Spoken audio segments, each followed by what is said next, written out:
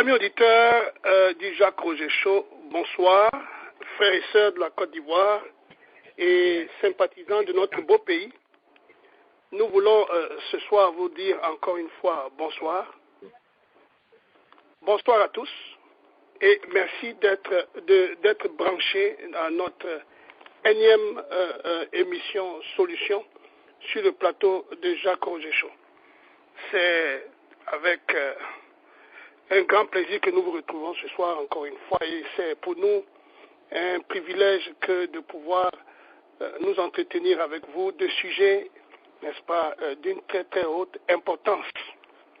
Ce soir, nous sommes vendredi le 2 août 2013 et depuis une bonne vingtaine d'années, notre pays, la Côte d'Ivoire, traverse des zones de turbulence d'une intense violence, lesquelles justement ont causé tellement de dégâts, de pertes en vie humaine, dégâts sociaux, dommages politiques, et tout y passe.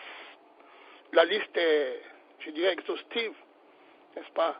Et ceci mérite pour nous, Ivoiriens, une certaine réflexion. Partout à travers le monde, les diasporas ivoiriennes, africaines et même, n'est-ce pas, d'autres pays occidentaux, certains pays occidentaux, se posent la question de savoir réellement ce qui s'est passé et ce qui se passe encore en Côte d'Ivoire.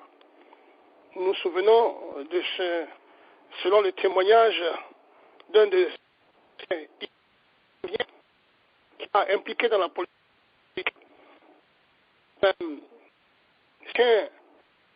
venant de 27 ans passés dans ce pays, rencontre des Ivoiriens et découvre, en fait, en leur posant la question, parce qu'ils parlaient français, de savoir exactement d'où ils venaient. Et lorsqu'ils se sont exprimés pour dire qu'ils étaient Ivoiriens, bien que fatigués, il a tenu à les entretenir, n'est-ce pas, sur ce pays en leur disant ces mots: si vous ne faites rien, votre pays, la Côte d'Ivoire, va vous être arraché des mains. Cela donne froid dans le dos, certes. Donc c'est la raison pour laquelle ce soir nous voulons avoir ce débat autour d'un thème qui fait couler beaucoup de salive, qui fait écrire beaucoup et qui pousse et qui génère beaucoup de tensions. La nationalité et le foncier rural. Ce soir donc nous allons aller à fond dans ce domaine. Et nous souhaiterions que ce soir, Ivoirien, Ivoirienne, et toi, ami de la Côte d'Ivoire, tu puisses t'exprimer sur la question. Question qui nous amènera certainement un peu plus loin de savoir, mais en fait, à qui appartient la Côte d'Ivoire? D'où vient-elle? Qui a le droit, n'est-ce pas, de la violer de cette manière? Je m'excuse d'utiliser ce mot, un mot fort, mais il n'y a pas d'autre mot qui pourrait traduire ce que notre beau pays, la Côte d'Ivoire, vit. Ce pays qui a un grand cœur et qui a tout donné. Ce pays qui s'est investi dans beaucoup d'autres pays. Terre d'hospitalité, terre de refuge, terre qui a offert à tous ceux à la recherche d'un Eldorado, d'une paix, d'un bien-être et de la possibilité de se bâtir un futur. Aujourd'hui, voilà ce pays qui est vomi de tous, rejeté de tous, violenté de tous, insulté de tous. On se pose des questions. Ce soir donc, nous allons avoir parmi nous un invité de taille, analyse politique, homme de culture, aimant son pays, mais qui ce soir ne va pas intervenir avec passion, mais avec beaucoup de lucidité. Il s'agit de M. Kwasi Emmanuel Dougan, vivant ici aux États-Unis, et qui, lui, va aborder la question. Alors, les règles, vous les connaissez. Notre invité va exposer quelques questions du modérateur, n'est-ce pas, que je suis, lui seront posées, et à la fin, vous pourrez poser des questions ou faire des petits commentaires. Nous demandons vraiment à ce que ce soir, n'est-ce pas, le respect de notre invité soit de mise et le respect de notre pays soit également de mise. Mais nous prions pour que ce soit la vérité et seule la vérité, la vraie vérité, n'est-ce pas, pas celle qui est cachée, celle qui est voilée, celle qui apporte la division, puisse justement, n'est-ce pas, détruire, n'est-ce pas, l'impact et le but que nous voulions atteindre ce soir. Mais, avant de commencer et avant de saluer M. Kwasi Emmanuel Douga, je souhaiterais que nous puissions écouter l'hymne de la Côte d'Ivoire.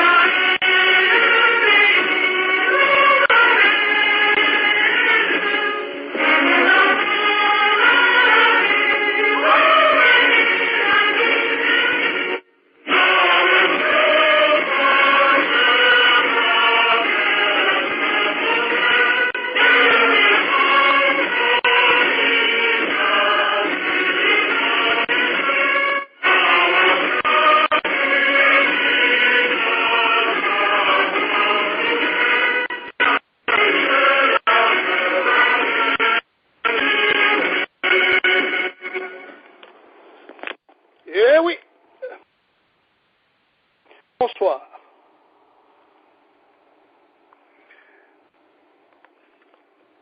Monsieur Kwasi Emmanuel Douga, vous êtes là? Oui. Bonsoir. Bonsoir, Pasteur Nda. Bon, Merci vous de m'entendez, répondre. j'espère. Ok. Oui, je vous entends, je vous entends. J'espère que vous m'entendez également. Oui, je vous entends très bien. Merci de Bonsoir répondre, à président. bonsoir à tous nos nombreux auditeurs à travers le monde entier qui prennent la peine de nous écouter et de faire comprendre aussi les débats que nous débattons sur cette radio. Merci à Jacques-Roger Chaud pour cette créativité qui porte la voix des Ivoiriens à travers le monde entier. Et ce débat, c'est un débat brûlant et nous allons le débattre sans passion politique, mais avec l'amour de notre cher beau pays, la Côte d'Ivoire.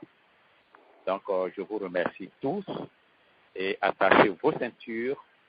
Le débat sera très enrichissant aujourd'hui. Merci, Monsieur Kwasi Emmanuel Douga. Alors, tout de suite, nous allons tout droit au but, n'est-ce pas? Nous rentrons dans le sujet. Alors, pouvons-nous, la Côte d'Ivoire, d'où vient-elle? Parce qu'en fait, on a l'impression, avec tout ce que nous vivons aujourd'hui, n'est-ce pas? On a l'impression que la Côte d'Ivoire ne nous appartient pas à nous, Ivoiriens. Alors, est-ce que vous pouvez nous dire quelque chose? Qu'en est-il de l'histoire de la Côte d'Ivoire ou de la préhistoire? N'est-ce pas? Vous avez la parole.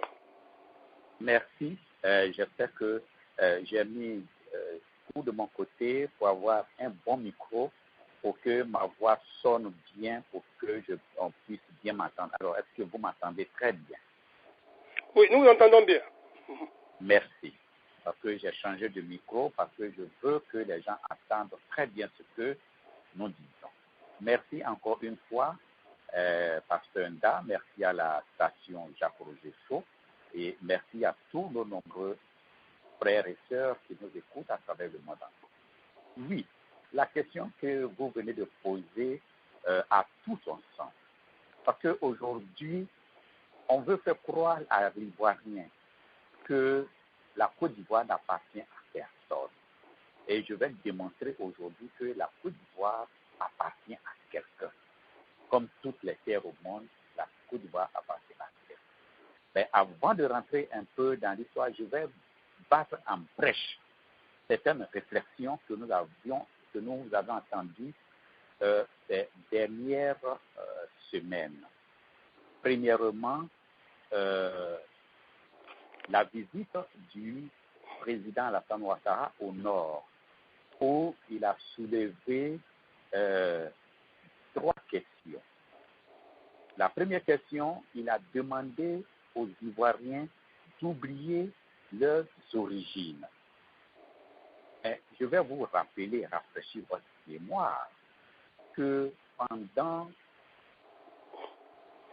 les journées de réconciliation sous le président Laurent Gbagbo, ce qu'on a appelé le forum de réconciliation, M. Alassane Ouattara est venu et avec l'histoire de celui qui a fondé Kong, il a parlé de celui qui a fondé Kong et il a démontré qu'il était descendant de cette famille, de ce grand roi, c'est-à-dire le roi Sékou Omar Ouattara, qui a fondé le grand royaume de Kong, et l'empire de Kong plus précisément, qui s'étendait dans la ville actuelle où se trouve Kong, jusqu'à Ouagadougou et jusqu'à Prikro.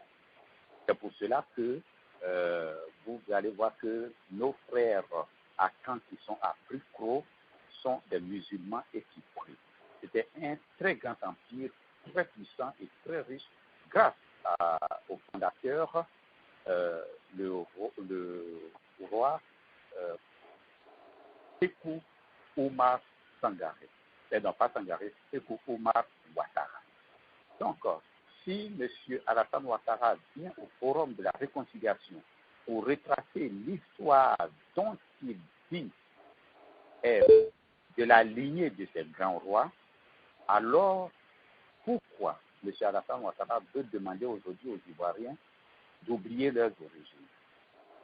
Quand ça les arrange, ils utilisent, et quand ça ne les arrange plus, ils ne veulent plus que les autres utilisent.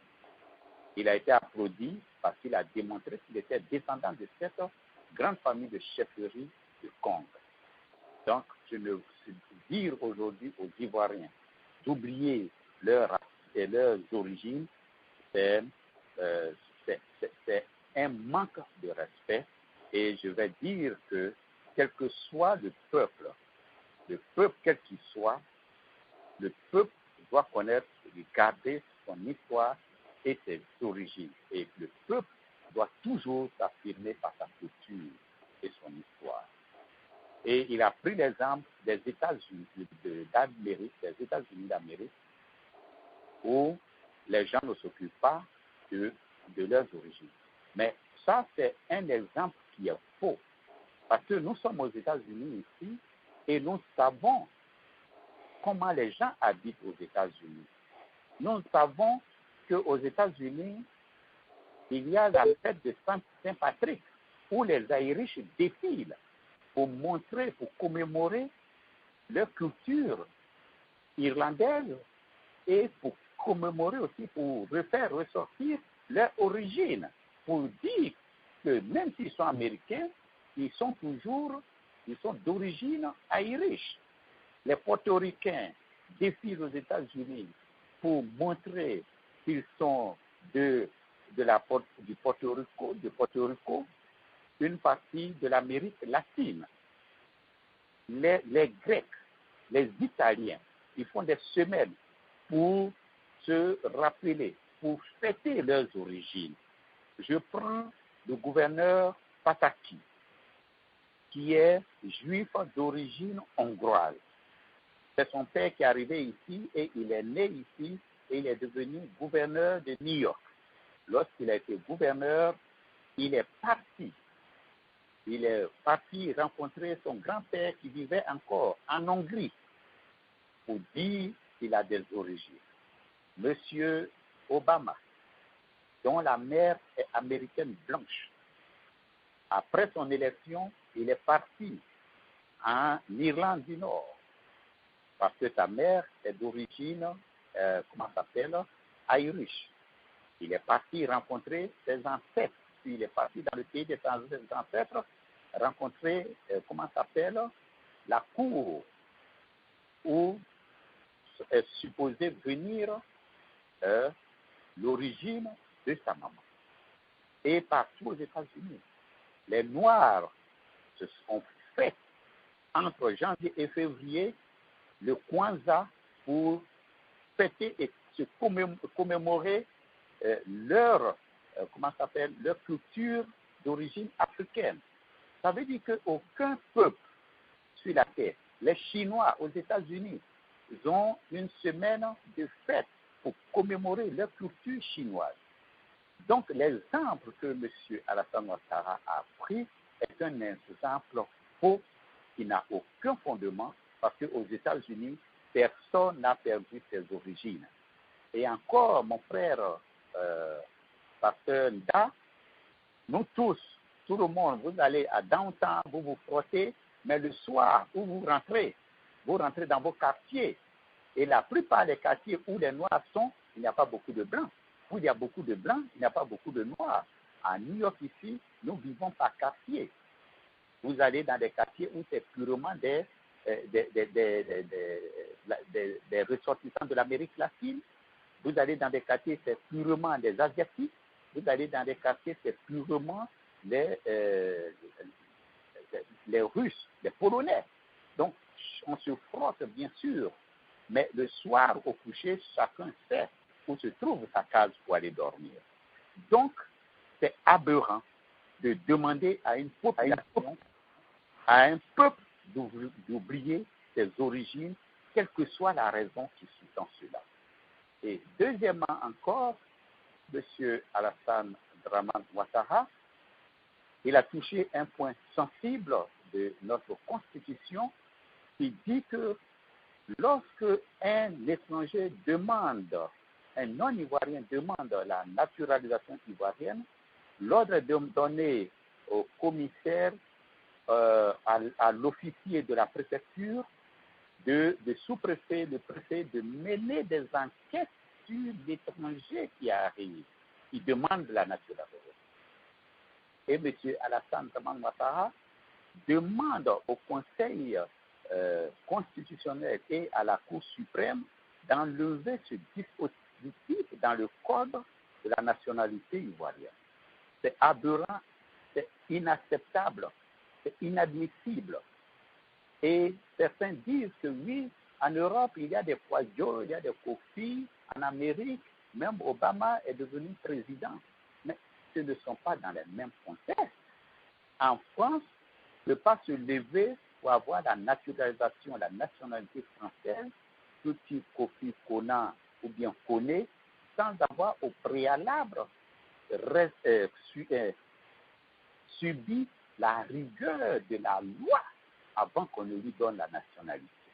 Aux États-Unis ici, même pour vous donner la naturalisation, pour vous naturaliser, il y a certaines maladies pour lesquelles vous devez faire des examens. Et si vous avez cette maladie, par exemple, vous avez le sida, vous avez des maladies pulmonaires, on ne vous donne pas la nationalité, la naturalisation. Et en plus encore, quelquefois, on vous demande d'avoir un minimum de salaire pour vous garantir. Et si vous n'avez pas ce minimum, on ne peut pas vous donner cela. Donc, les gens prennent des exemples faux pour justifier le faux qu'ils veulent faire admettre aux Ivoiriens. Et comme les Ivoiriens ne sont pas au courant de ce qui se passe à l'extérieur, ils pensent que c'est vrai. Ah, mais si l'Amérique fait ça, mais pourquoi nous on ne peut pas faire ça si la France fait ça? Non. En France, il y a des critères pour avoir la nationalité ivoirienne. Aux États-Unis, la nationalité française, s'il vous plaît. Aux États-Unis, il y a aussi des critères, quelquefois des critères rigoureux pour avoir la nationalité, américaine. Donc, enlever cette disposition pour contrôler, l'état, la bonne moralité et du postulant, enlever ce dispositif, c'est une atteinte grave à la nation, à l'État ivoirien, à la nation ivoirienne et à une atteinte grave à l'identité ivoirienne. Et je vais tomber sur mon frère porte-parole du RDR, M.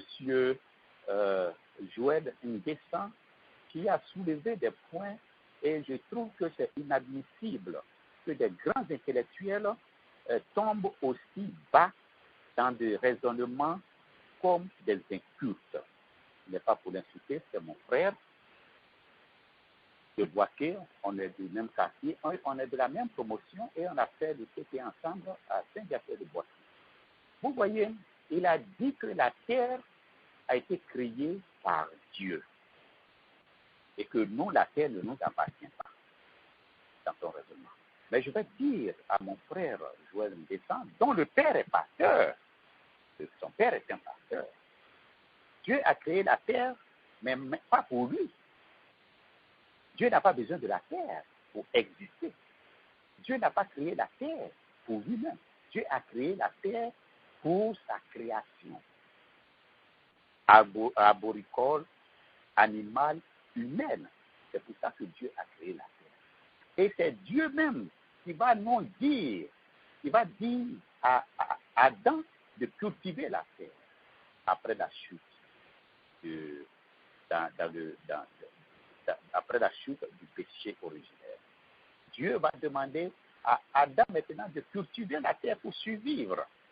Et c'est Dieu même qui va nous montrer que l'homme est propriétaire de la terre.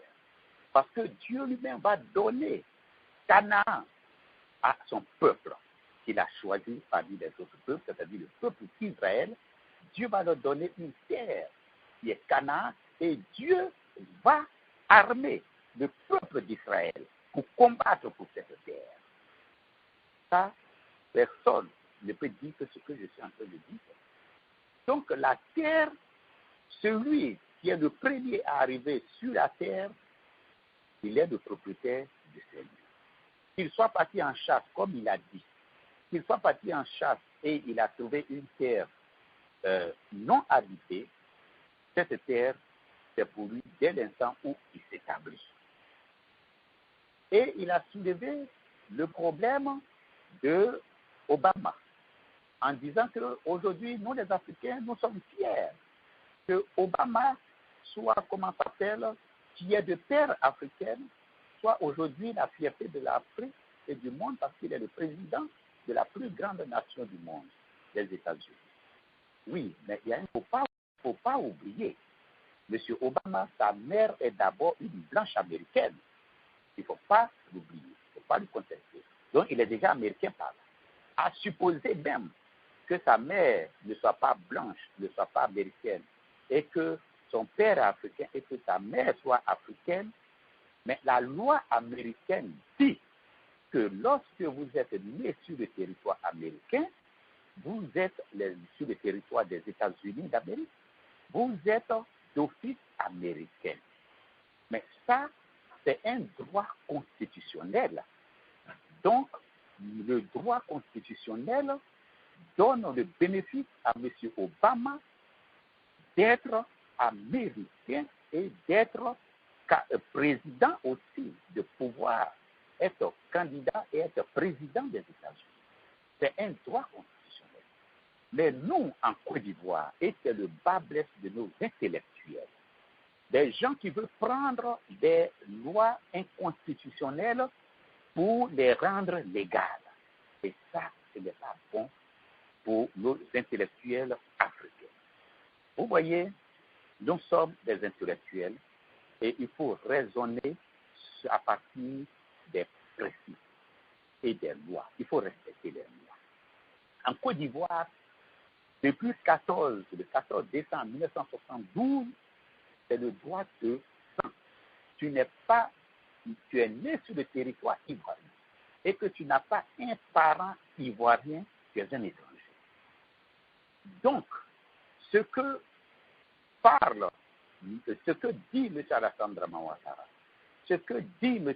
Cissé Bakongo, ce que dit M. Joël et ceux qui soutiennent cette idée doivent comprendre que les idées qu'ils défendent sont d'abord anticonstitutionnelles. Et s'ils veulent toucher, régler le problème des étrangers, s'ils veulent que tous les étrangers en Côte d'Ivoire aient le papier, aient la nationalité ivoirienne, alors il faut aller à l'Assemblée nationale et changer la constitution ivoirienne dans son article pour que cela soit possible. Mais vous ne pouvez pas, en dépit de la loi, vous lever et dire des choses qui ne sont pas vraies. Je veux demeurer un intellectuel logique et conséquent qui s'appuie sur les textes.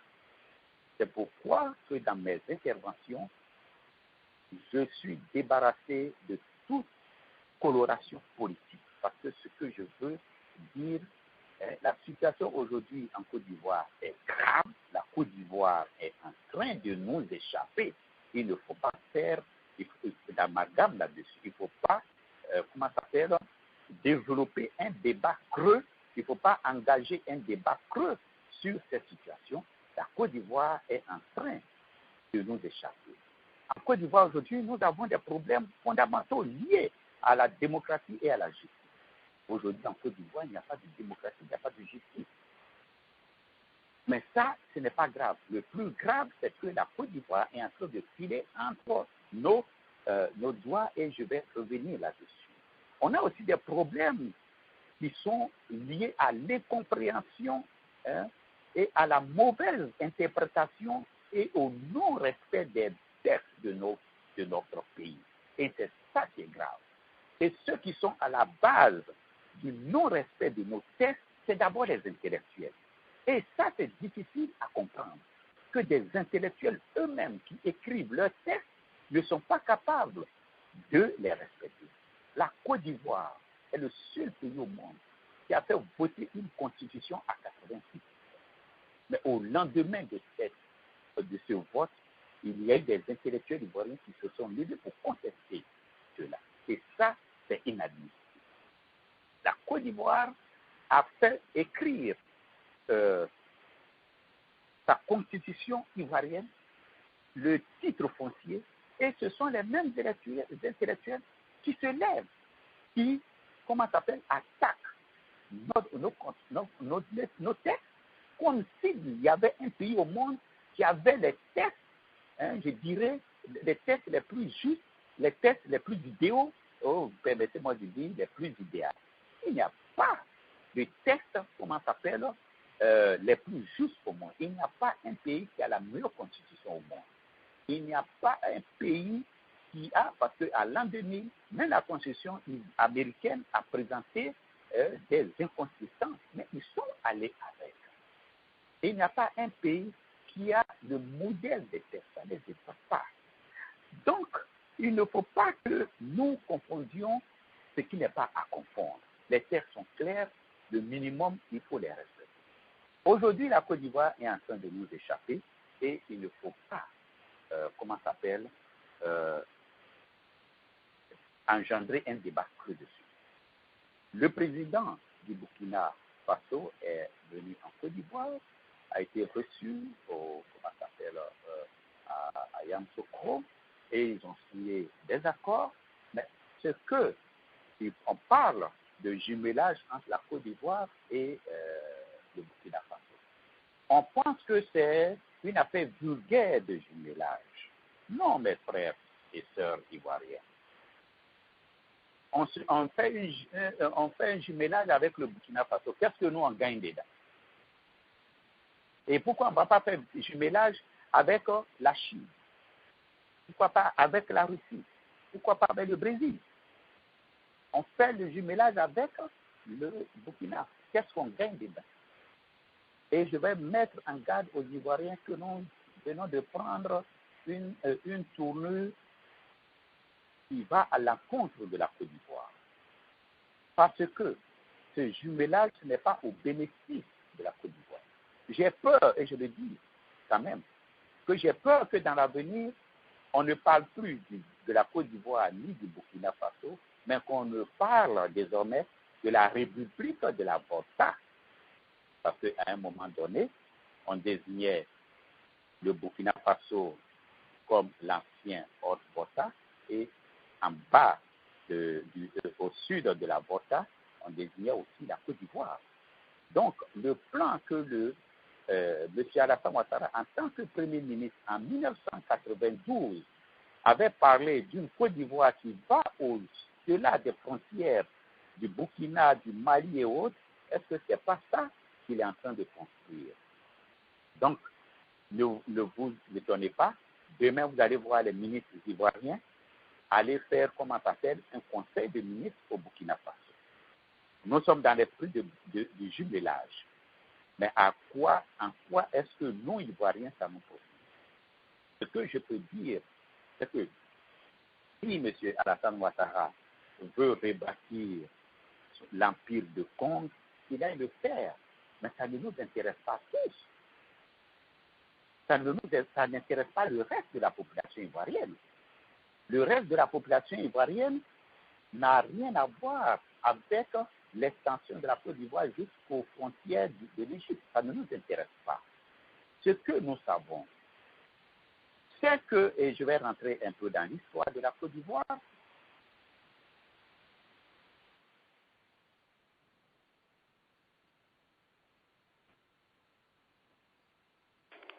Oui, monsieur Koché Emmanuel Dougan, vous êtes là? Bon, je crois que nous avons perdu notre invité. Je crois qu'il reviendra. Alors, bien sûr, avec ce que notre invité vient de dire, il y a lieu justement de réfléchir. Il y a matière à réflexion. Il n'est pas le seul à avoir justement dit ces choses. Non, ce sont des assertions qu'il faut prendre au sérieux. Nous ne savons pas comment nous allons y arriver.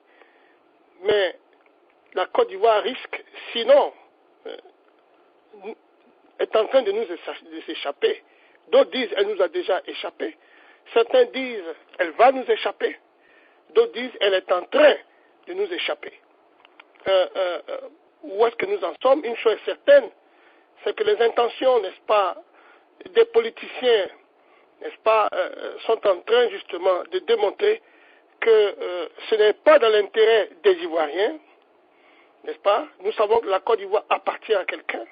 Elle nous appartient à nous, Ivoiriens, et que ce n'est pas dans notre intérêt que se font tous ces jumelages, parce que nous ne sommes pas gagnants, n'est-ce pas, dedans. Nous sommes gros perdants, et ce sont des jumelages qui se font sans l'avis des Ivoiriens, n'est-ce pas?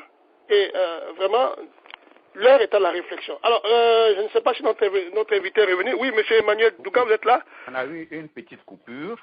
Oui, vous avez la parole. Donc,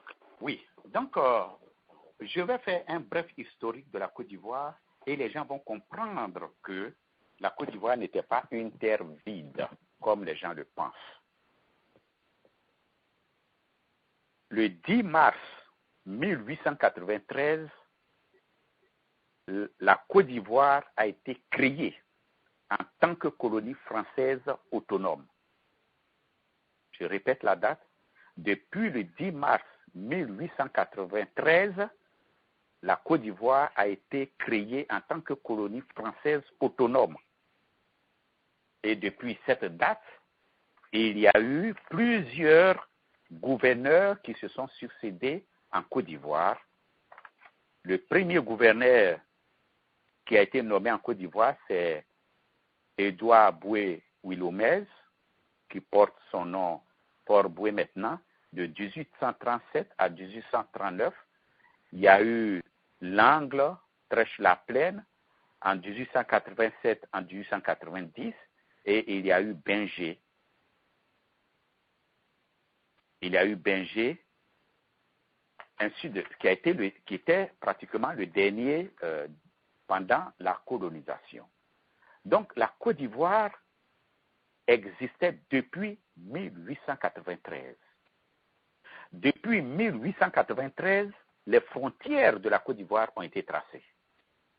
Et les colons qui ont fait ces frontières ont dénombré qu'à l'intérieur de cette frontière, il y avait 63 ethnies.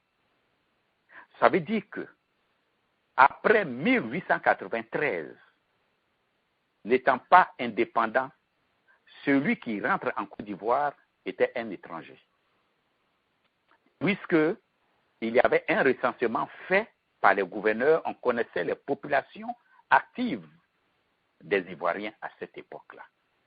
Et ils ont bouclé la boucle en disant qu'il y avait 63 ethnies. Si une autre ethnie vient s'ajouter, c'est une ethnie étrangère. Parce que en même temps que la colonie ivoirienne, la colonie française de la Côte d'Ivoire était créée, les autres colonies étaient créées. On avait d'autres colonies. Hein. Il y avait le Soudan français, il y avait la Guinée française qui avait pour chef-lieu la Conakry, il y avait la Côte d'Ivoire qui avait pour chef-lieu Bingerville, il y avait le Dahomey qui avait pour chef-lieu Porto Novo, la Haute-Volta qui avait pour chef-lieu Ouagadougou, et la plus jeune colonie, celle du Niger et de la Mauritanie. Et encore, je vais vous dire à tous nos auditeurs que la Côte d'Ivoire a été l'avant-dernier pays à avoir son indépendance en Afrique de l'Ouest. La Guinée a été le premier parce que la Guinée a voté non. Donc la Guinée s'est vite détachée des colonies françaises pour être indépendante en 1958. Toutes les autres colonies ont eu leur indépendance avant la Côte d'Ivoire. Donc on ne peut pas dire que ces étrangers qui étaient en Côte d'Ivoire étaient des Ivoiriens. Non. Puisque leurs États, leurs colonies, leurs pays qui étaient des colonies françaises venaient d'accéder à l'indépendance. Donc, ils avaient l'identité déjà de leur pays. Et la Côte d'Ivoire a eu son indépendance le 7 août 1960 et le dernier pays de la colonie française à avoir son indépendance, c'est la Mauritanie en novembre 1960. Donc, on ne peut pas dire que les étrangers qui étaient en Côte d'Ivoire étaient des apatrides. Et on ne peut pas dire aussi que les étrangers qui étaient en Côte d'Ivoire n'avaient pas une nationalité, n'avaient pas une identité. Puisque M. Alassane Dramane Ouattara, au Forum de réconciliation, est venu présenter des passeports de ses parents. Si vous vous rappelez bien, je vous demande, pour ceux qui ne se rappellent pas, vous pouvez aller sur YouTube et aller voir le Forum de réconciliation où il est venu montrer les passeports de ses parents. Ça veut dire que dès même le début de la Côte d'Ivoire, il y avait déjà une identité ivoirienne. Puisque je vous dis que la Côte d'Ivoire a été créée en 1893. Et la plupart des étrangers qui sont venus en Côte d'Ivoire sont venus après 1930. La plupart. Ils sont venus après 1930 lorsqu'il y a eu l'introduction de la culture du café et du cacao en Côte d'Ivoire. Parce que le café et le cacao ne sont pas des cultures africaines. Ce sont des cultures qui ont été importées de l'Amérique latine. Donc, son introduction en 1930 a amené des grandes exploitations agricoles qui nécessitaient, une grande main-d'œuvre. Et c'est par là que les étrangers, particulièrement nos frères du Burkina Faso, de la Haute-Volta, ont commencé à immigrer en Côte d'Ivoire pour travailler dans ces plantations. Donc, quand les gens disent que il y a des étrangers qui sont en Côte d'Ivoire depuis des centaines d'années, je dis c'est faux, parce que si ils étaient en Côte d'Ivoire depuis des centaines d'années, ils devaient être bien sûr des Ivoiriens. Et s'ils sont sortis, ils sont venus en Côte d'Ivoire après que, après que les frontières soient tracées, en ce moment-là, ils sont étrangers. Plus encore, après l'indépendance de la Côte d'Ivoire, au moment où les autres pays d'Afrique ont eu leur indépendance avant la Côte d'Ivoire, donnaient 3 mois aux étrangers qui étaient sur leur sol pour régulariser leur situation pour prendre la nationalité du pays indépendant, le président Houphouët-Boigny a donné plus de 6 mois. Puisque la loi qui a été créée le 14 décembre 1961 a fonctionné jusqu'au 14 décembre 1972 pour avoir une modification. Donc, les étrangers qui étaient en Côte d'Ivoire étaient amenés et pouvaient, prendre la nationalité ivoirienne. Et depuis 1893, la Côte d'Ivoire a été, même avant son indépendance, la Côte d'Ivoire a été gérée comme une entité, comme un pays, puisqu'il y avait un gouverneur et il y avait une administration. Il y avait une administration sur la Côte d'Ivoire et la Côte d'Ivoire était subdivisée en villages, en cantons et en cercles.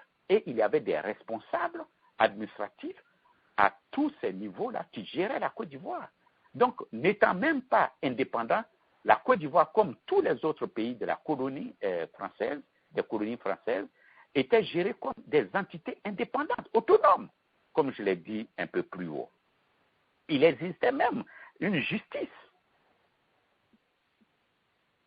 Donc, la France va mettre, va mettre un système de développement du territoire en place qui va amener, le travail forcé et beaucoup de choses. Donc, dire que la Côte d'Ivoire n'appartient à personne, c'est du mensonge, c'est une insulte qu'on fait à la face des Ivoiriens. Et même, je vais prendre les grands groupes. Avant que les grands groupes n'arrivent en Côte d'Ivoire, il y avait des petits groupes qui existaient déjà sur place.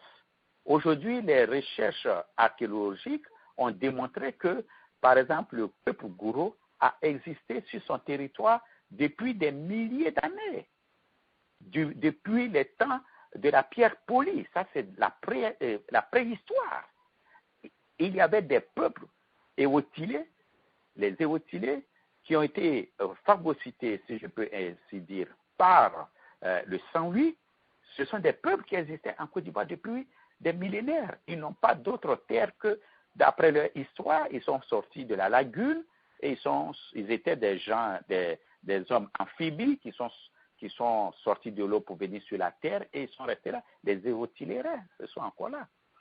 Et il y a eu les grands groupes qui sont venus du nord, mais ces grands groupes, les Sénoufos que vous voyez, habitent les lieux où ils sont là depuis le premier millénaire.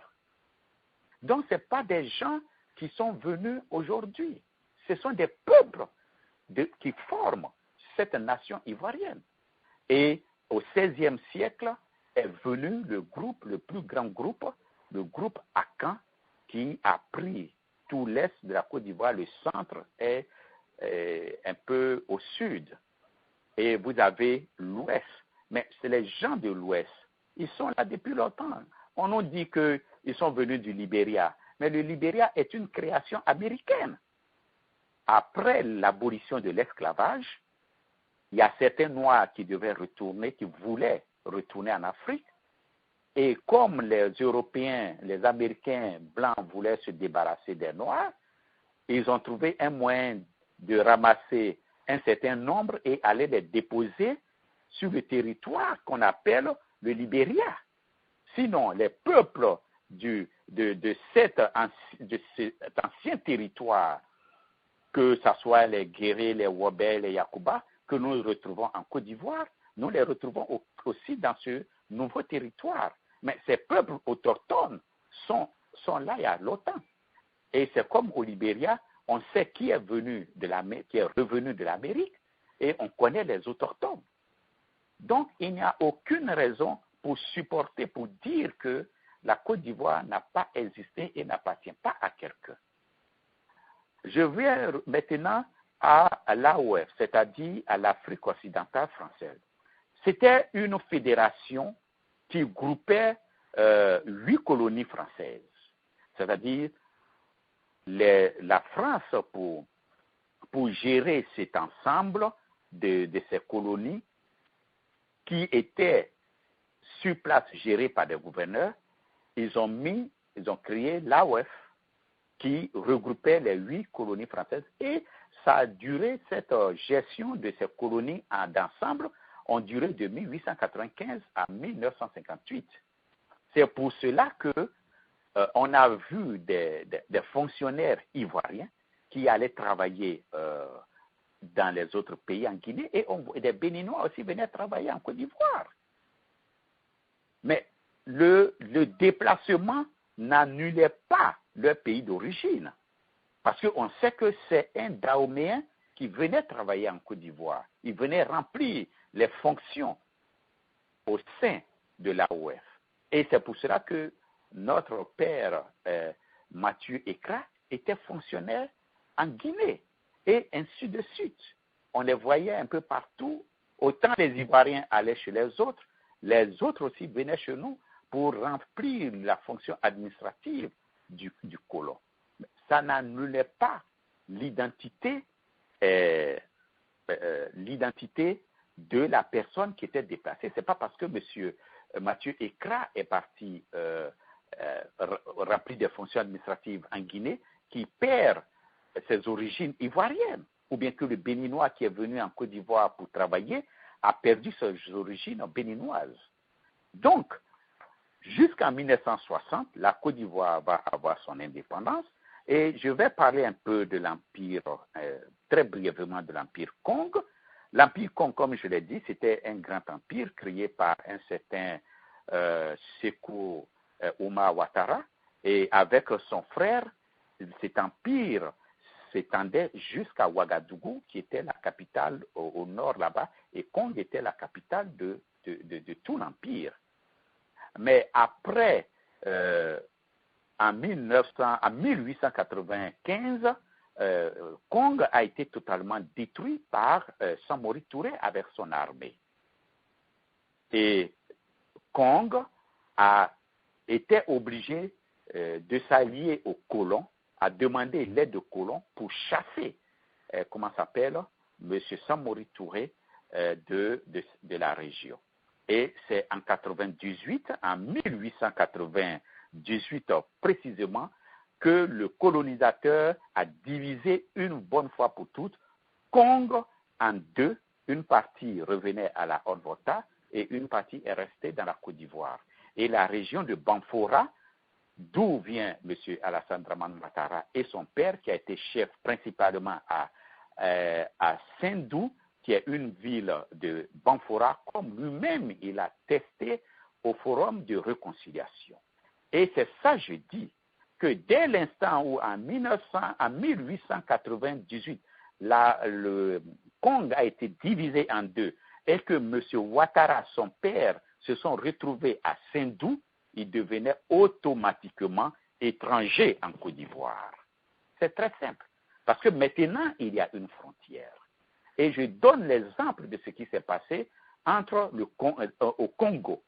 Avant, il y avait un seul Congo, mais un jour, lorsque le colon a pris la décision pour diviser en deux le Congo, pour dire, voici le Congo Kinshasa et voici le Congo Brazzaville, il a pris comme frontière le fleuve Congo.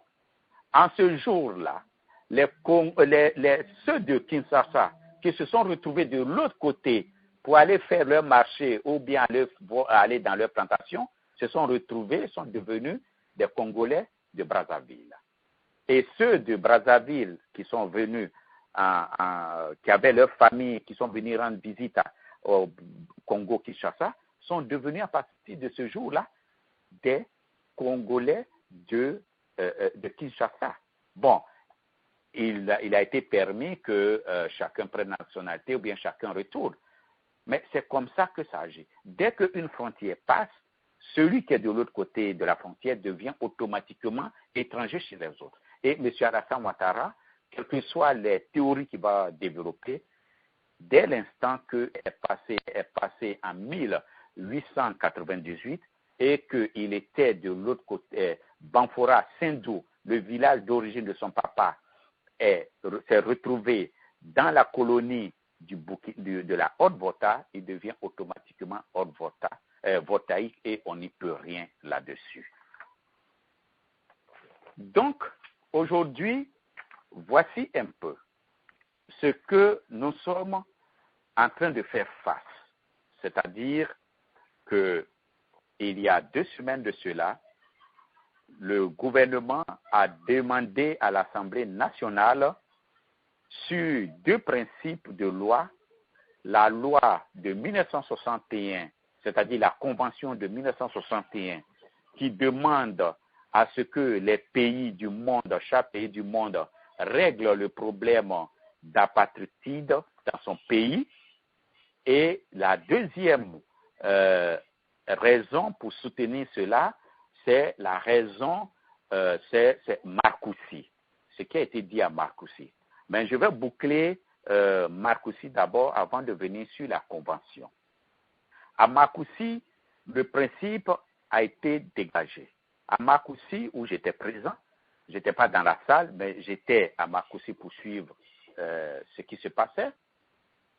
Nous allons découvrir que nos frères qui ont pris les armes n'ont pas pris les armes parce que pour revendiquer les droits des Ivoiriens du Nord, mais plutôt pour revendiquer le droit des étrangers.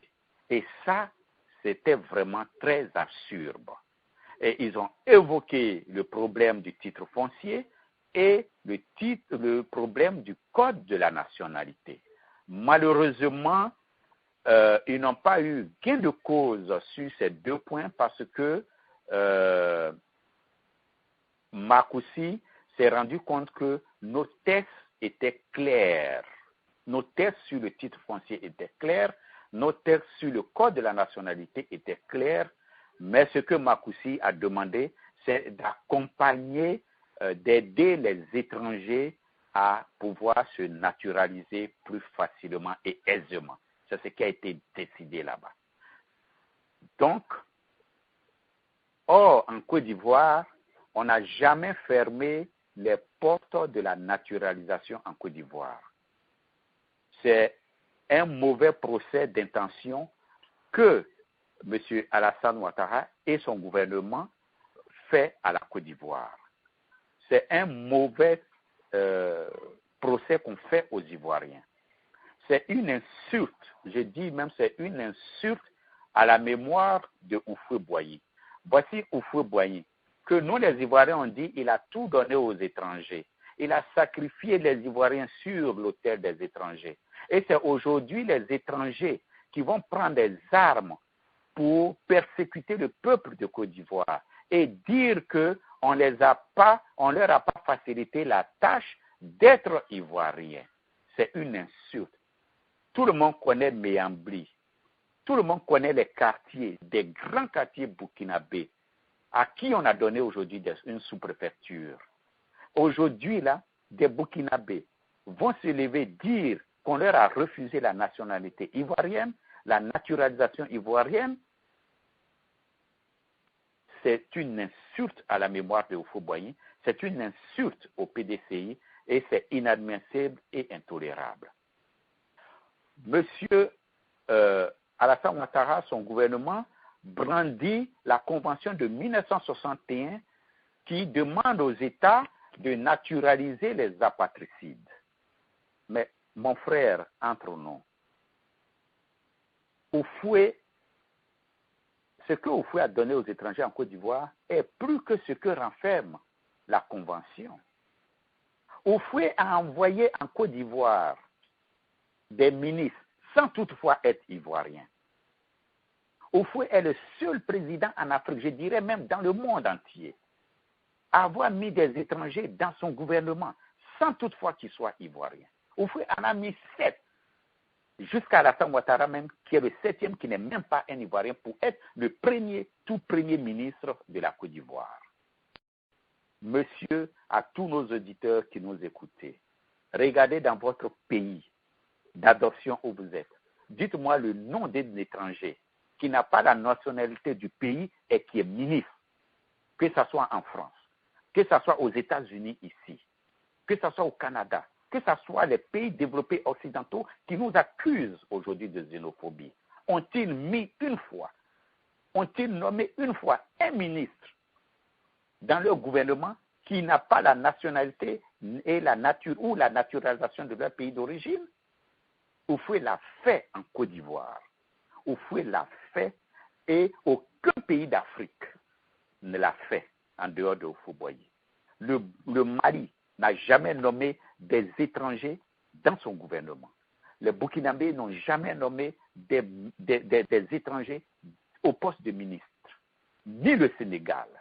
Mais pourquoi aujourd'hui des étrangers peuvent venir salir la mémoire de Houphouët-Boigny, la mémoire du PDC? Je l'ai dit, la mémoire du PDC, parce qu'à cette époque, de 1960 à 1990, nous tous Ivoiriens, nous étions du PDCI, jusqu'au 30 avril où il y a eu la reconnaissance du multipartisme.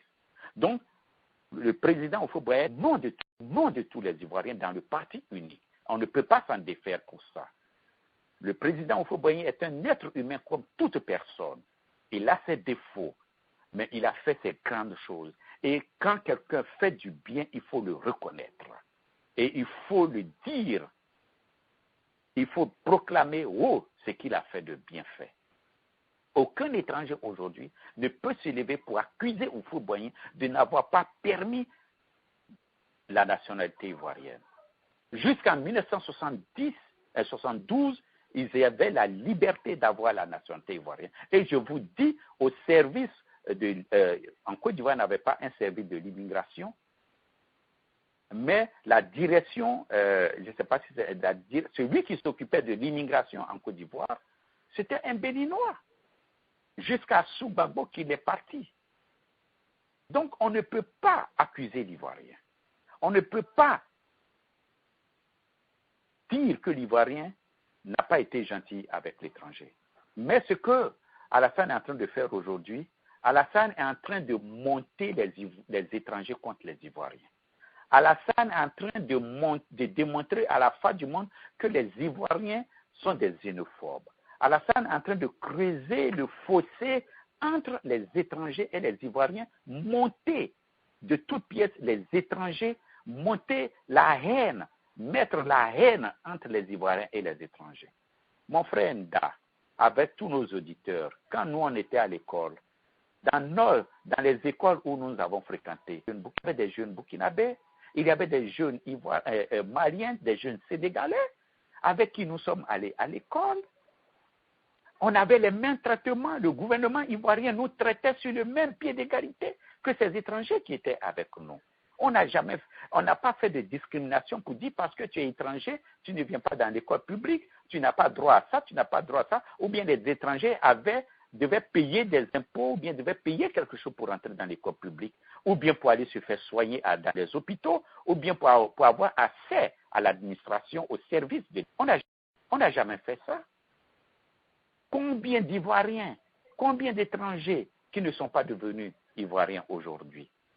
Lorsque un certain Kaboré se lève pour dire que oui, il faut que les Ivoiriens s'habituent à ce que désormais il y ait des Kaborés ivoiriens, mais je dis, mais ce monsieur-là, ça fait depuis quand il est en Côte d'Ivoire?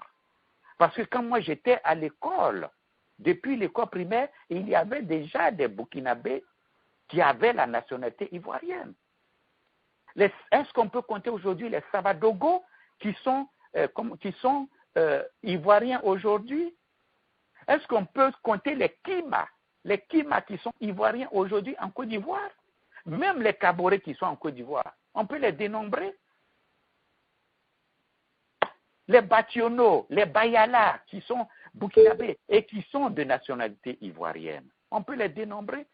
Et nous accuser, c'est maintenant, en l'an 2012, qu'on va venir dire à un Ivoirien d'apprendre à vivre avec un étranger parce qu'il s'appelle Kaboré. C'est aujourd'hui qu'on va venir nous apprendre que dans le microcosme ivoirien, il doit y avoir des Burkinabés. Mais nous avons des Burkinabés ivoiriens depuis des temps immémoriaux. Donc c'est un mauvais procès que M. Alassane le fait aux Ivoiriens et il le fait de manière très intentionnelle pour monter les étrangers contre les Ivoiriens, pour dire que oui, les Ivoiriens ne vous aiment pas. Oui, mais la Côte d'Ivoire, ce n'est pas comme le Gabon. Au Gabon, dans les années 60, depuis les années 60-70, c'est Gabonais d'abord. Et au Gabon, il y a des étrangers. Mais les étrangers connaissent leur place. L'étranger au Gabon connaît sa place. Mais en Côte d'Ivoire, nous n'avons pas fait de distinction entre Ivoiriens et étrangers. On a toujours vécu ensemble. Les étrangers, les Ivoiriens du Sud, du Centre, aucun Baoulé, aucun Lago ne peut aller être député au Nord. Quand nous, on doit aller être député au Nord, être élu au Nord, ils nous disent que nous sommes des bushman. Mais nous, on leur permet d'être députés maires au centre, à l'ouest, au sud. Je vais vous donner un exemple, mon frère, et à tous nos auditeurs. Vous connaissez le collège Voltaire, qui est à Abidjan, entre Chebet et Makori, sur le boulevard Giscard d'Estaing. Le collège Voltaire, qui est devenu aujourd'hui un institut, appartient à un certain Hormone Léon. Et Hormone Léon vient de Minigna. Et dans les années 90, Hormone Léon a construit un quartier résidentiel qui n'a rien à envier au village de Cocody, puisque moi-même j'ai vu ces maisons-là. Il a construit ce quartier hyper joli à Minigna. Il a voulu être le député de Minigna. Vous savez ce qu'on lui a dit? On lui a dit non, que tu es guinéen, que tu ne peux pas être député à Minigna. Quand c'est pour être député chez eux, pour être un élu chez eux, on trouve tes origines extérieures. Tu es un Boussoumane, tu es un étranger. Mais quand c'est pour être député et maire chez nous, chez les autres, alors on n'a qu'à oublier nos origines. Vous voyez, c'est de la mauvaise intention, et je le dis avec force. C'est de la mauvaise intention de la part de nos dirigeants, de la part de nos responsables politiques, de ceux qui s'allient à ce dénigrement systématique des Ivoiriens. On a tout donné aux étrangers. Aucun peuple en Afrique ne peut accuser les Ivoiriens. Mais aujourd'hui, c'est des gens qui se prennent Ivoiriens qui nous accusent de n'avoir pas donné la nationalité ivoirienne. Donc, on prend un texte, une convention de 1961 que les autres pays africains n'ont même pas respecté et que Houphouët-Boigny a fait plus que ça pour venir creuser le fossé un fossé artificiel entre les Ivoiriens et les étrangers. Et c'est dommage que certains étrangers, certains nos frères du Nord, acceptent. Personne n'est capable de dire la vérité à M. Alassane Dramane Ouattara. Et ça, ce n'est pas bon. Aujourd'hui, la Côte d'Ivoire est en train de filer entre nos doigts. Il faut le dire. Et je vais faire la comparaison entre ce qui va arriver à la Côte d'Ivoire et ce qui arrive déjà à la RDC, l'ancienne Zaïre. Je vais employer le nom Zaïre pour que nos auditeurs ne soient pas trop perturbés dans la démarche. Parce que RDC, les gens confondent République démocratique du Congo et le Congo-Brazzaville. Bon, aujourd'hui, qui contrôle aujourd'hui la RDC, c'est-à-dire l'ex-Zaïre? C'est le petit Rwanda, un petit pays pauvre comme le Rwanda, classé pauvre parmi les pays pauvres d'Afrique.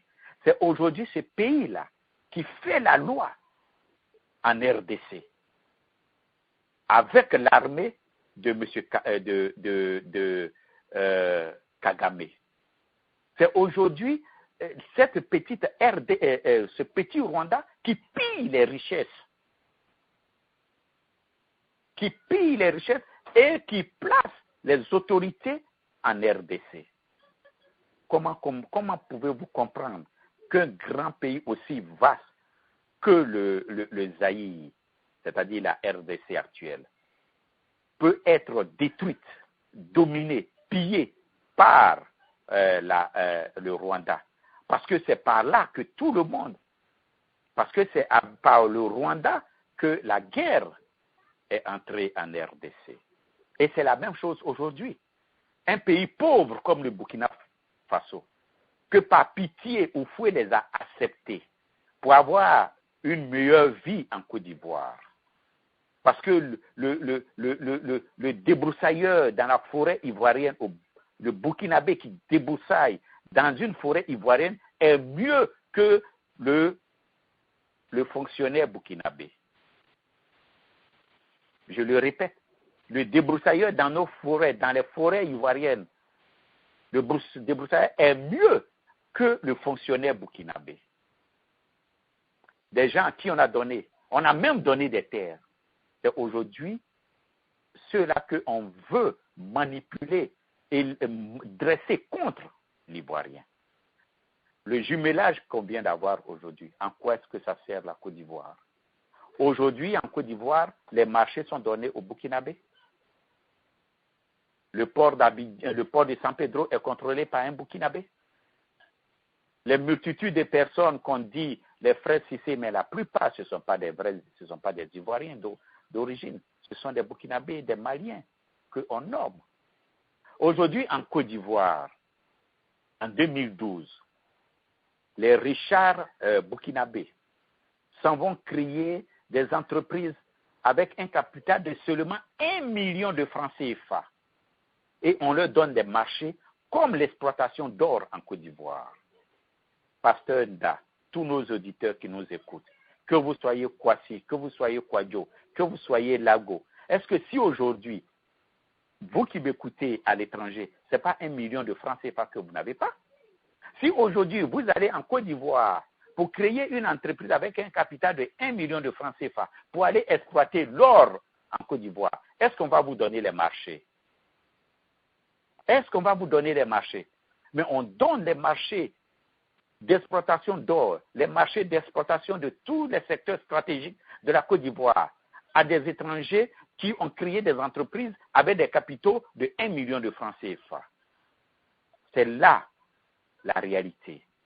C'est là, parce que celui qui contrôle ton économie, il te contrôle indirectement, peut-être même directement. Celui qui contrôle tes avoirs, il a le pouvoir sur toi. Aujourd'hui, tous les marchés ivoiriens sont donnés à des étrangers. La réfection de l'université d'Abidjan a été donnée à un certain Kanyamé, à un certain Diallo Kanyamé, un Malien d'origine malienne. Et c'est eux qui ont surfacturé toute l'université d'Abidjan. Tous les travaux d'université d'Abidjan aujourd'hui. Aujourd'hui, les universitaires, les étudiants en Côte d'Ivoire sont obligés d'aller prendre des cours dans un lycée à la Riviera 3, le lycée Piaget.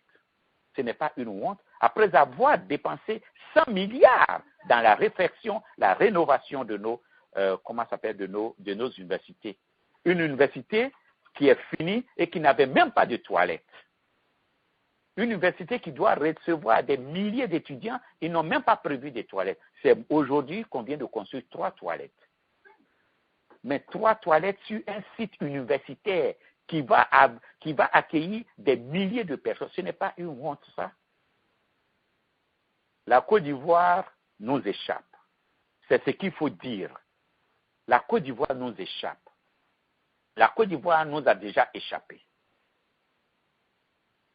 Ce que je suis en train de dire, c'est pour amener les Ivoiriens à comprendre la réalité des faits tels que nous vivons sur la Côte d'Ivoire, dans notre pays. Conscience que ce n'est plus une affaire de partis politiques, mais c'est une affaire de notre survie. Et je tombe maintenant dans la nationalité ivoirienne. La nationalité ivoirienne n'a jamais été fermée à aucun étranger qui désirait la nationalité ivoirienne.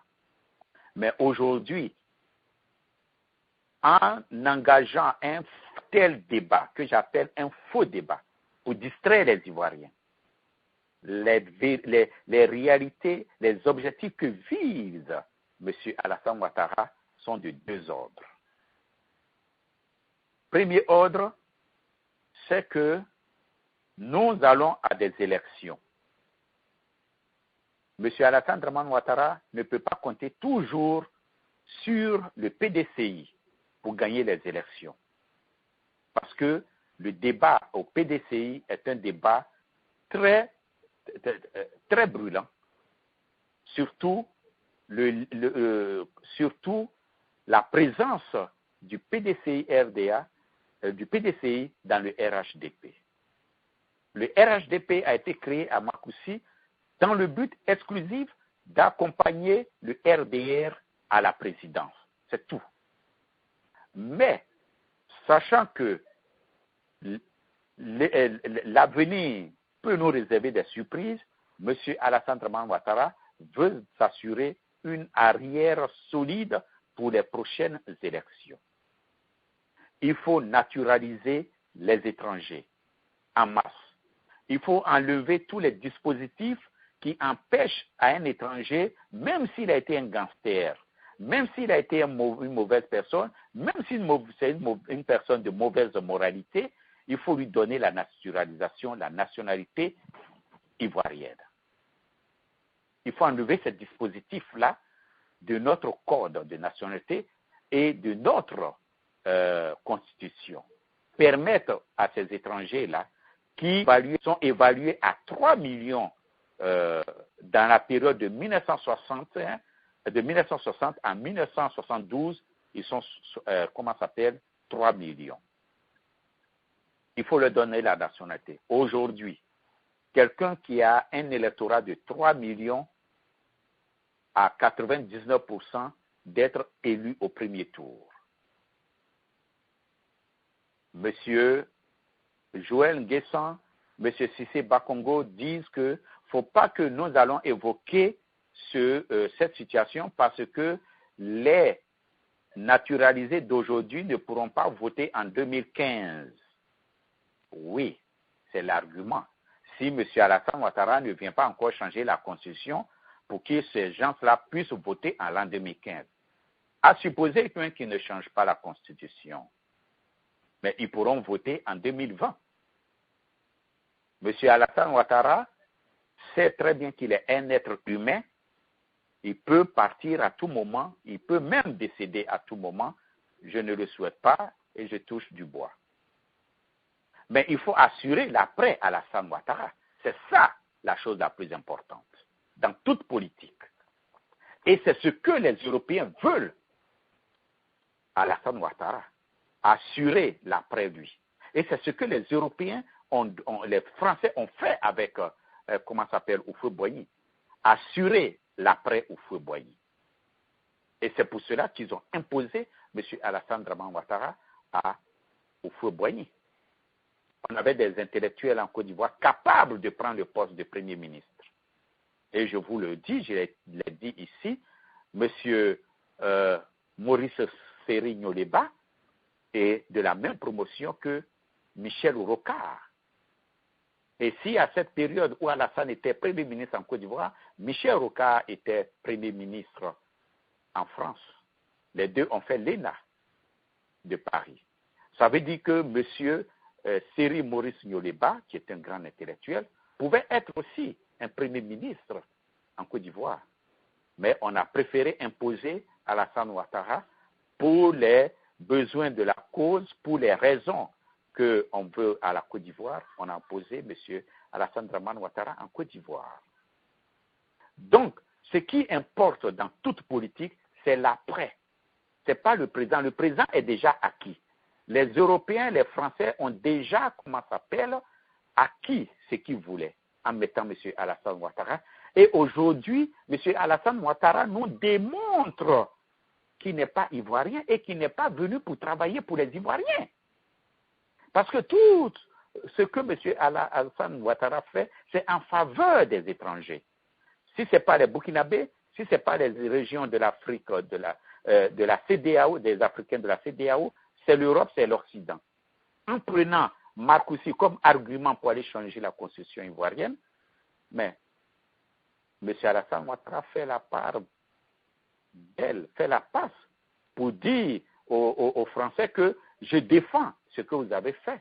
Et il dit à l'ONU qu'il a mis au pouvoir, par ses arrêtés, pour dire que oui, vous m'avez mis au pouvoir, moi j'applique votre convention de 1961 qui n'a jamais été appliquée en Côte d'Ivoire.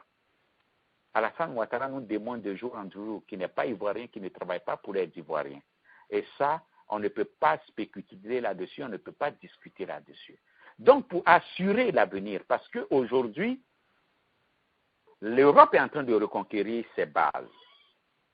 L'Europe et l'Occident est en train de reconquérir ses bases. Et les bases, ce n'est pas seulement pour un régime de 5 ans, c'est pour toujours. 15 ans, 20 ans, 30 ans. Quand vous êtes avec l'Occident, vous n'êtes plus dictateur. Monsieur Ali Bongo est resté 40 ans au pouvoir. Monsieur Bachar al-Assad, pour 10 ans au pouvoir, on le traite de dictateur. Il faut qu'on aille le chasser. Parce que c'est un dictateur. Il faut qu'on aille tuer monsieur le colonel Kadhafi. Alors que monsieur Ali Bongo est resté, non pas Ali Bongo, monsieur Omar Bongo est resté plus de 40 ans au pouvoir. On l'a jamais traité de dictateur. Quand tu n'es pas avec l'Occident, alors on te traite de tout. Donc, les naturalisations qui sont en train de se faire aujourd'hui, c'est pour se donner une base électorale pour les avenirs, même si ce n'est pas 2015, mais pour les élections de 2020 et de 2025. Parce que aujourd'hui, en Côte d'Ivoire, l'argent ne circule pas, c'est vrai, parce qu'à la place de l'argent, c'est un endettement qu'on nous donne. Qui va payer l'endettement sous Alassane Dramane Ouattara? C'est ça la question que les Ivoiriens doivent se poser et que tout politicien conscient de la situation de la Côte d'Ivoire, tout politicien analyste et tout politicien stratégique doivent se poser. Qui va payer ces dettes après Alassane Ouattara? Parce qu'aujourd'hui, on ne demande pas à Alassane Ouattara de payer les dettes qu'il est en train de contracter aujourd'hui. On lui demande de payer les dettes qui ont été contractées avant lui. Parce que les dettes que Alassane Ouattara contracte aujourd'hui, on lui donne une échéance. Ce sont des dettes qui seront payées, par exemple, à partir de 5 ou à partir de 10 ans. Et imaginez-vous les intérêts que ça aura accumulés dans 5 ans, 10 ans, 15 ans. Donc ce n'est pas Alassane qui va payer les dettes qu'il est en train de contracter aujourd'hui, mais c'est celui qui doit venir après Alassane Ouattara qui va payer ses dettes dans l'avenir avec des intérêts insupportables. Alors, il faut que l'Europe s'assure, il faut que l'Occident s'assure, il faut que la France particulièrement s'assure que après Alassane Dramane Ouattara, il aura quelqu'un qui va accepter de payer nos dettes. C'est ça le problème. En tout cas, ce n'est pas moi, Kwasi Dougan, qui va aller payer cette dette. Donc, il faut qu'on cherche quelqu'un dans la lignée, de la droite lignée d'Alassane, qui va accepter, comment ça s'appelle, de payer les dettes de l'Occident. Et c'est à celui-là qu'on doit donner la Côte d'Ivoire. Voici le problème, le vrai problème de la Côte d'Ivoire. Donc, M. Alassane Ouattara, par ses naturalisations à tour de bras, nous ne sommes pas contre la naturalisation, on n'a jamais été contre, mais nous voulons que cela se passe dans les règles, dans le respect de nos tests. Maintenant, le deuxième point qui touche, pourquoi Alassane fait ces naturalisations à tour de bras, c'est le titre foncier. L'article 1er de titre foncier voté en 1998 dit que ne peut être propriété terrien que l'Ivoirien. Donc, le problème est résolu par Alassane Ouattara. Alassane Ouattara n'a même pas besoin de se battre pour donner les terres ivoiriennes aux Burkinabés. Mais sa bataille, c'est de donner la nationalité ivoirienne aux étrangers. Et comme ils ont déjà des parcelles de terre, alors on pourra leur donner maintenant les terres qu'ils ont cultivées dans l'idée de ce que Houphouët a dit. Mais ça encore, c'est faux. Parce que il faut que... Je vais être très clair avec les Ivoiriens. Je vais être très clair avec nos dirigeants. Monsieur, pasteur, vous m'entendez toujours, hein? Oui, nous sommes là, nous vous suivons, Oui. nous prenons note. Oui, parce que il y avait un petit bruit. Bon. Non, ça va. Lorsque en je vais donner la date exacte, en 1687, d'abord, il faut savoir que ce sont les Portugais qui ont été les premiers à visiter la côte littorale de la Côte d'Ivoire. Et ils ont donné le nom Costa de Marfil. Ils étaient venus, eux, ils ne se sont pas installés, c'est pour ça que vous avez les noms comme San Pedro, Sassandra, c'était les noms de ces commerçants espagnols qui, à la recherche des esclaves, parcouraient le littoral pour attraper les esclaves, pour les faire venir en Amérique. Mais en Côte d'Ivoire, ça n'a pas été trop ce qu'ils espéraient. Donc, ils sont partis vers le Dahomey pour installer leur comptoir là-bas de traite. Et c'est plus tard, en 1687, que des missionnaires et des commerçants français vont s'installer sur le site d'Asséné. Et l'abondance de l'ivoire sur ce territoire va donner le nom de la Côte d'Ivoire. Est-ce que vous voyez? Et quand ces gens-là sont venus en Côte d'Ivoire, quand ils sont venus, ces Français, et ces missionnaires, quand ils ont commencé à s'installer, ils ont signé des traités avec les rois qui étaient sur place. C'est ainsi qu'ils vont signer des traités avec le roi Amon Doufou, qui va délimiter carrément, comment s'appelle, le royaume Saint-Louis. Je vous apprends que c'est de bonne foi que le royaume Saint-Louis est intégré est toujours intégré à la Côte d'Ivoire. Parce que les traités qui ont été signés font du royaume Saint-Louis une autonomie entière, une principauté, si je peux dire ainsi. Le royaume Saint-Louis peut à tout moment, avec les traités qu'ils ont signés avec les Français à cette période de 1687, font que à tout moment, le royaume Saint-Louis peut demander son indépendance vis-à-vis de la Côte d'Ivoire. Je vous le dis en connaissance de cause. Donc, les Français qui sont arrivés en Côte d'Ivoire, ils ont signé des traités avec d'abord les chefs des terres, les chefs coutumiers et les rois. Parce que la Côte d'Ivoire n'existait pas en tant qu'État. Donc, ils signaient des traités avec les rois, avec les chefs de terre. C'est ça. Donc, en Côte d'Ivoire, quand on dit la terre appartient à la Côte d'Ivoire, depuis, je suis d'accord, parce que c'est la nation ivoirienne. Mais le vrai propriétaire de la Côte d'Ivoire, c'est le propriétaire terrien. Parce qu'il était là avant que la Côte d'Ivoire n'existe. Donc, si on doit donner la terre ivoirienne à des étrangers, il faudrait que ça soit avec l'accord de ces propriétaires terriens. Il faudrait que ça soit avec l'accord de ces rois. Et c'est pour cela que, en 1998, lorsque le problème de le code foncier a été posé à l'Assemblée nationale sous M. Henri Konan Bédié, les députés ont demandé qu'ils aillent consulter d'abord les peuples de Côte d'Ivoire. Et les peuples de Côte d'Ivoire leur ont signifié que ce débat ne peut être fait qu'avec leur accord. Parce qu'ils sont d'abord les propriétaires de la Côte d'Ivoire.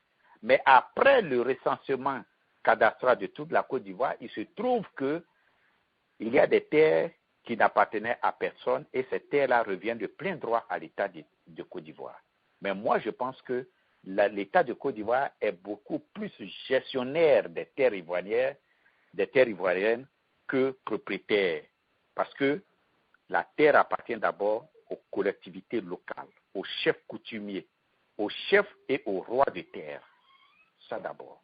Donc, M. Alassane Ouattara, lui, sur le titre foncier, ça n'en fait aucun problème, parce que dès qu'il va réussir le coup de naturaliser tous les Ivoiriens qu'il voudra, tous les étrangers qu'il voudra, ils pourront accéder facilement aux titres fonciers, facilement aux terres qui leur sont. Mais je dis encore là, il faut demander l'avis des étrangers. Il faut demander, pas l'avis des étrangers, mais l'avis des autochtones qui sont là. Donner la nationalité aux étrangers, c'est une bonne chose, mais la terre ivoirienne ne peut pas leur revenir parce qu'on leur a donné la nationalité ivoirienne. Il faut qu'ils négocient avec les propriétaires des terres qui leur ont donné ces terres-là. Et je vais dire ce que je vais dire au gouvernement actuel. La Côte d'Ivoire n'a pas eu un service d'immigration et la Côte d'Ivoire n'a pas eu un service de naturalisation. Ça se passe à travers les commissaires et les préfectures et les sous-préfectures. C'est que dans l'esprit de l'idée, dans l'esprit de Marcoussi, accompagner les étrangers, faciliter les choses à ce que les étrangers aient la naturalisation, et dans l'esprit de la Convention de 1961 en ce qui concerne la patricide, ce que je conseille au gouvernement, c'est d'ouvrir, de créer des centres d'immigration et de naturalisation, où il aura dedans des agents spécialisés dans le domaine de l'immigration. On peut ouvrir un à Korogo, un au centre, un à l'ouest, un au sud, un à l'est, et les étrangers savent où ils peuvent aller avoir leurs papiers. Parce que qu'est-ce qui s'est passé en 1991? Lorsque le Premier ministre Alassane Ouattara a introduit la carte de séjour, c'est devenu un problème. Puisque les policiers qui étaient là n'étaient pas formés au système de l'immigration, ils en ont fait de ça un abus. Ils rentraient dans les mosquées dans le souci de contrôler ceux qui avaient les cartes de séjour. Mais pourquoi? C'est dans les mosquées seulement. Et ça a causé tant de problèmes. Parce qu'ils n'étaient pas formés, ils n'avaient pas les capacités de travailler sur ce secteur de l'immigration. Donc, il faut former des Ivoiriens dans le domaine de l'immigration qui connaissent les règles de l'immigration, le droit et les devoirs des étrangers, qui vont travailler dans ces services-là et amener les Ivoiriens, les étrangers plutôt, à aller obtenir leur naturalisation.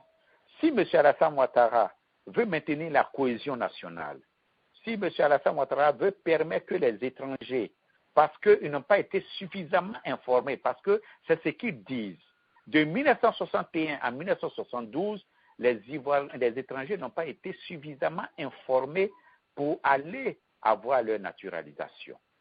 Donc, M. Alassane Ouattara, il ferait mieux, dans l'évolution de tous les peuples, créer des centres d'immigration et inciter les étrangers. Parce qu'il trouve que tout ce que Oufou a fait est zéro, tout ce qu'on a fait pour les étrangers est zéro. Donc, ce qu'il peut faire, au lieu de brader, au lieu de vouloir diluer la nationalité ou même de supprimer la nationalité ivoirienne, parce que c'est à là que nous voulons en venir. Parce qu'aujourd'hui, on prend le prétexte de la tranche des étrangers qui sont en Côte d'Ivoire avant l'indépendance jusqu'à 1972. Je suis d'accord, ils sont 3 millions. Mais et les étrangers de 1972 en 2013, on fait quoi d'eux? On fait quoi d'eux? Un étranger est un étranger, la loi s'applique au même titre à tous les étrangers qui sont en Côte d'Ivoire. C'est une faveur que Oufoué a offerte dès notre indépendance. Mais cette faveur est passée. Donc, M. Alassane Ouattara, son gouvernement, il faut créer des centres d'immigration à l'intérieur de la Côte d'Ivoire éclater, comme cela se fait dans les pays développés en Amérique et au Canada, qui ont un bon système d'immigration, et amener leurs frères étrangers, parce que la prévalence de l'étranger, la prévalence de la nationalité de l'étranger est au-delà de la nationalité des Ivoiriens. Donc, ils n'ont qu'à appeler leurs frères étrangers pour qu'ils aillent dans ces centres pour aller se faire naturaliser. Et on verra, ceux qui voudront être Ivoiriens, ils iront prendre la nationalité ivoirienne. Ceux qui ne voudront pas, ils resteront dans leur nationalité, comme cela a été fait depuis la Côte d'Ivoire, mais on ne peut pas nous accuser pour ça. Maintenant, aujourd'hui, le problème qui se passe aujourd'hui en Côte d'Ivoire, il ne faut pas accuser seulement Houphouët-Boigny, il ne faut pas accuser seulement les étrangers, il faut accuser nos frères. Il faut accuser nos frères. Et ils doivent accepter leur part de responsabilité. Nos frères de l'Ouest, particulièrement nos frères Bété, nos frères de Soubré, qui ont donné leur terre, qui ont laissé leur terre carrément aux étrangers. Ce n'est pas parce que Houphouët-Boigny a dit la terre appartient à ceux qui la cultivent que moi je suis obligé de te donner ma terre. Est-ce que le Baoulé donne sa terre à un étranger? Est-ce que le Sénoufo donne sa terre à un étranger? Non. Cette phrase que Houphouët a paraphrasée de Mao Tse-tung, Mao Tse-tung a dit que la terre appartient à celui qui la cultive. Parce que sous son règne, pour atteindre l'autosuffisance alimentaire, M. Mao Tse-tung va sacrifier des générations après le bac, des générations pour aller cultiver la terre.